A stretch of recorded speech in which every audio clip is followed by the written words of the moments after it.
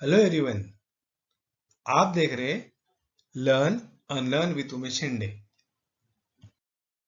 आज के इस वीडियो में हम अनलर्निंग पे बात करने वाले, अनलर्निंग एंड इंग्लिश लैंग्वेज। अब अनलर्निंग क्या होता है, इस पे हम विस्तार से बात करते हैं। आज के इस वीडियो में हम बात करेंगे अनलर्निंग पे। आप लोगों ने बचपन से यही सीखा होगा कि सीखते रहो, हरदम सीखते रहो, नया सीखते रहो। पर हम आज बात कर रहे हैं अनलर्निंग पे कि क्या नहीं सीखना चाहिए या क्या हमें छोड़ना चाहिए। आप सबको पता होगा कि हम बचपन से बहुत सारी चीजें सीखते हैं, अच्छी बुरी, तार्किक अतार्किक, सही गलत सभी सीखते हैं। तो क्या हमें सारी चीजें जिस मुकाम पर हमें पहुंचना है वहां पहुंचने में मदद करती है? तो शायद आपका जवाब इसका नहीं होगा। तो जो चीजें हमें हमारे मुकाम तक पहुंचने में मुश्किलें पैदा करती है उसे हमें निकाल के फेंकनी पड़ती है। उसे हम कहते हैं अनलर्निंग। मतलब हो गया ये कि जो एक सिद्धांत है, गार्बेज इन गार्बेज आउट। तो हम अपने दिमाग में जितना कूड़ा कचरा भरते हैं जो हमारे मुकाम को पहुंचाने में अक्सर तकलीफ पैदा करता है या मुश्किलें पैदा करता है, उसे हमें निकाल के फेंकना होता है। उसे कहते हैं अनलर्निंग। जैसे एग्जाम्पल ले लो, हम बचपन में स्लेट पे लिखते हैं पेंसिल से, और जब उस पे हम लिखते हैं, खड़ू से लिखते हैं, पेंसिल से लिखते हैं, अगर हमें कुछ नई चीज उस पे और लिखनी है तो हमें पुरानी चीजों को मिटाना पड़ता है, तब हम नई चीजें लिख सकते हैं। इसे हम कहते हैं अनलर्निंग। अब अनलर्निंग सच में इतना आसान है क्या, ये सवाल होगा। स्लेट पे तो हम मिटा लेंगे पानी से, स्लेट पर जो लिखा है हम कपड़े से पोंछ लेंगे, बस दिमाग में जो चीजें हम लोग बिठा के रखते हैं, जो घुसा देते हैं, क्या वो इतना आसान होता है निकलना? होता तो है। अब हम कुछ एग्जाम्पल लेके इसको और ज्यादा स्पष्ट करते हैं या समझने की कोशिश करते हैं। तो आपके सामने एक वर्ड आया होगा, ब्यूटीफुल वुमन, सुंदर स्त्री। तो जब हम भारतीय लोग जो है उनके सामने सुंदर स्त्री का मतलब होता है बहुत ही गोरी गोरी लड़कियां या गोरी गोरी स्त्री, उसे ही हम सुंदर कहते हैं। और वही सबसे पहले सबके दिमाग में आता है क्योंकि यही हमने सीखा है। सुंदर का मतलब होता है चमड़ी गोरी होना, सावली काली नहीं होता है। यही हमने सीखा है, वही हमारे दिमाग में सालों से बैठा हुआ है। दूसरा, रस्टिक। अब रस्टिक का जो अर्थ है वो है गवार, गांव का, देहाती।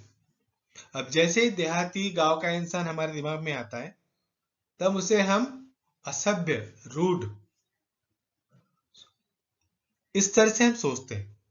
जब भी गवार, इस तरह की जब भी बात आई किसी के बारे में, हम बोलेंगे ये देहाती है। मतलब हम ये मान के चलते इसे मैनर्स नहीं है, एटिकेट्स नहीं है, बोलने का सलीका नहीं है। हम इस तरह से सोचते और उसी को हम मान के चलते। अब यही हमने सीख के रखा है। अब ये बड़ा कॉमन सा एग्जाम्पल है जो आपको बार बार समझ में आता है। जब भी आप देखोगे पुलिस पुलिस देखते तो हमें डर लगता है। हमारे दिमाग में पुलिस वर्ड से, पुलिस की वर्दी से सिर्फ डर बैठा हुआ है।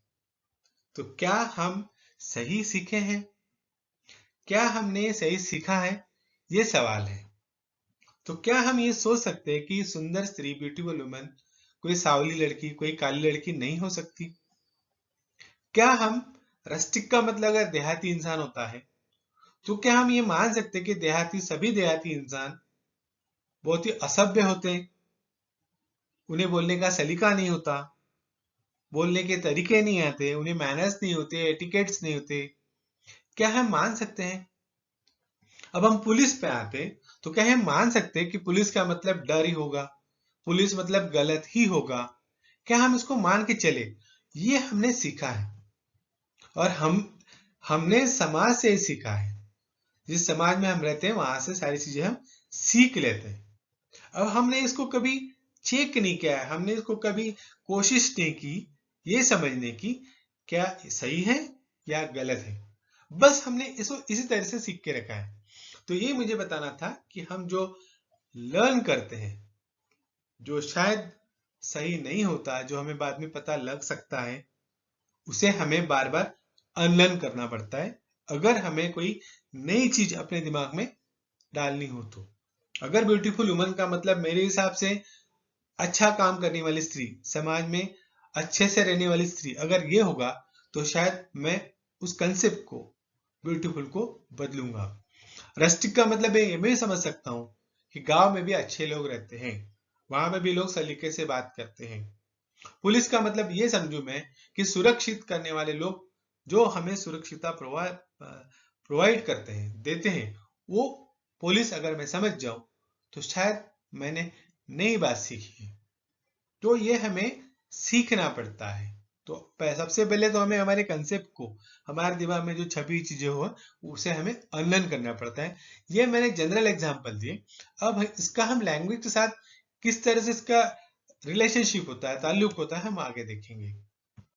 अब इतना समझाने के बाद आपके दिमाग में तो सवाल आया होगा, और आना भी चाहिए, कि क्या इंग्लिश सीखते समय हमें कुछ चीजों को अनलर्न करना पड़ता है, कुछ चीजें हमारे दिमाग से हमें निकाल के फेंकनी पड़ती हैं, या मिटाना पड़ता है?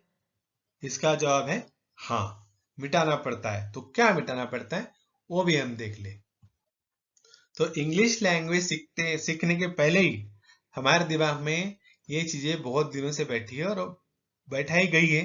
जिस समाज में हम जीते हैं, जहां हम रहते हैं, जिस स्कूल में हम पढ़ते हैं, हमारे आसपास जिस तरह का वातावरण है, उसमें हम ये चीजें सीख चुके हैं। तो हमने पहले सीखा है कि English is a difficult language. English बहुत ही कठिन भाषा है, वो हम सीख नहीं सकते, बहुत ज्यादा डिफिकल्ट है, इसलिए हम उसकी तरफ ध्यान भी नहीं देना चाहते या देते भी नहीं है। ये पहला हमने सीखा है। दूसरा है कि why do we learn English. हमें इंग्लिश क्यों पढ़नी है, हमें क्या जरूरत है? हम जिस देश में रहते हैं वहां तो हिंदी से काम चल जाता है, तो हम क्यों सीखें? मैं जहां रहता हूं सब तो हिंदी में बात कर ले, तो मुझे क्या जरूरत है? अब ये इस सवाल का जवाब तो आपकी जो जरूरत है उसके हिसाब से होगा। अगर आपको आगे बढ़ना है तो आपको इंग्लिश सीखना पड़ेगा, या आपको खुद को समझाना पड़ेगा। तीसरा है कि मुझे कॉन्फिडेंस नहीं है, मुझे याद नहीं आता, मुझे सूझता नहीं है, मैं भूल जाता हूँ सबके सामने, मुझे तो याद ही नहीं आता। दो लोगों के सामने बात करते समय काफी शब्दों को मैं भूल जाता हूँ, सेंटेंसेस मुझे याद नहीं आते हैं। ये भी हमने अपने आप को सिखा के रखा है। और सबसे बड़ा तो प्रॉब्लम ये है, हाउ टू स्टार्ट, कैसे शुरुआत करें। ये तो अक्सर कंटिन्यू चलता रहता है कि मैं शुरुआत करूं कैसे, ये सबसे बड़ा कंफ्यूजन रहता है। अब ये हमने अपने आप को बता के रखा है, ये हमने लर्न करके रखा है, और लर्न हमने क्यों किया पता नहीं, मगर हमने ये दिमाग में डाल के रखा है, इंग्लिश इज डिफिकल्ट लैंग्वेज। हमने इंग्लिश क्यों सीखनी है, वाई डू लर्न इंग्लिश? मेरे पास कॉन्फिडेंस नहीं है, या मेरा कॉन्फिडेंस बहुत लो है, और मुझे शुरुआत कैसा करना ये पता ही नहीं है। ये हमने अपने आप को बता के रखा है। इन्हीं चीजों को हमको अनलर्न करना पड़ता है।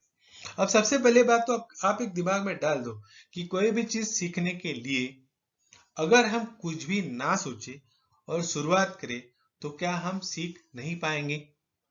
जैसे जब भी हम कोई टू व्हीलर सीखते हैं, बाइक सीखते हैं, स्कूटी सीखते हैं, जो भी सीखते हैं, क्या हम दिमाग में डाल के रखते हैं कि नहीं, मैंने टू व्हीलर हाथ में ली है तो मैं एक्सीडेंट करूंगा ही, मैंने टू व्हीलर हाथ में ली है इसका मतलब किसी को तो मैं मारूंगा ही? क्या हमने ये चीजें डाल के रखी है? अगर हम उस समय ब्लैंक रहते, दिमाग को खाली रखते, कुछ भी नहीं सोचते, कुछ भी नहीं सोचेंगे, तो स्वाभाविक है कि हम जल्दी सीखेंगे, क्योंकि हमारे दिमाग को कोई भी सूचनाएं नहीं दी है। मगर लैंग्वेज के बारे में स्पेसिफिकली मैं बोलूं, इंग्लिश लैंग्वेज के बारे में हमने अपने आप को, जो सूचनाएं आप देख रहे स्क्रीन पे, हमने दे के रखी है। वहीं से होता है स्टार्ट इसका, कि हमें ये चीजें अनलर्न करनी पड़ती है जब हमें लैंग्वेज सीखनी है। अगर मुझे इंग्लिश लैंग्वेज सीखनी है तो मेरे दिमाग में सबसे पहले कौन सी चीजें होनी चाहिए और मुझे क्या समझ में आना चाहिए, मुझे ध्यान में रखना पड़ेगा। तो हिंदी में नॉर्मली जो सेंटेंस का स्ट्रक्चर होता है, सेंटेंस जिस तरह से बनते हैं, उसमें पहले कर्ता आता है, बाद में कर्म और बाद में क्रियापद आता है। जैसे एक सेंटेंस है, मैं गांव जाता हूं, तो मैं जो है यहाँ कर्ता है, गांव जो है कर्म है, जाता हूं यह है क्रियापद। अगर उसी सेंटेंस को मुझे इंग्लिश में करना है तो आई गो टू विलेज। अब मैंने यहां क्या बदलाव किया है, तो मैंने पहले आई लिया है, बाद में मैंने वर्ब लगाया। यहाँ आई का मतलब मैं होता है, वी का मतलब हम होता है, और बाद में मैंने वर्ब लगाया, आई गो टू विलेज। तो मैंने बदलाव क्या किया है, तो मैंने पहले हिंदी में जो है वैसा न सोचते हुए मैंने ये सोचा कि पहले मैं सब्जेक्ट लगाऊंगा, उसके साथ वर्ब लगाऊंगा, बाद में सारे वर्ड लगाऊंगा। अगर मैं अपने दिमाग को इस तरह से ट्रेन करता हूं तो मैं इंग्लिश सीख सकता हूं। और ध्यान ये रखना है कि कभी भी ट्रांसलेशन मेथड जो है, जिसे हम भाषांतर कहते हैं, वो इंग्लिश लैंग्वेज सीखने के समय काम नहीं आता है। क्योंकि अगर हम ट्रांसलेट करने जाएंगे तो हमारे हिंदी का जो स्ट्रक्चर है, हिंदी के जो सेंटेंस बनाने की तरीका है, वो और इंग्लिश का तरीका अलग है। तो हमें अगर इंग्लिश सीखनी है तो इंग्लिश के तरीके से सीखना पड़ेगा। हम हिंदी के सेंटेंस को इंग्लिश में उसी तरह से ट्रांसलेट करके नहीं सीखते, या इंग्लिश के सेंटेंस को हिंदी में ट्रांसलेट करके नहीं अच्छे तरीके से सीख सकते। हम अपने दिमाग को इस तरह से सूचनाएं दे सकते हैं कि मुझे इंग्लिश सेंटेंस बनाते समय पहले सब्जेक्ट और बाद में वर्ब भी लगाना है। अगर आप सब्जेक्ट और वर्ब लगा के सेंटेंस बनाने की कोशिश करो तो आप आगे जाके धीरे धीरे सेंटेंसेस बड़े कर सकते हो और आप लैंग्वेज आसानी से सीख सकते हो। वीडियो देखने के लिए शुक्रिया।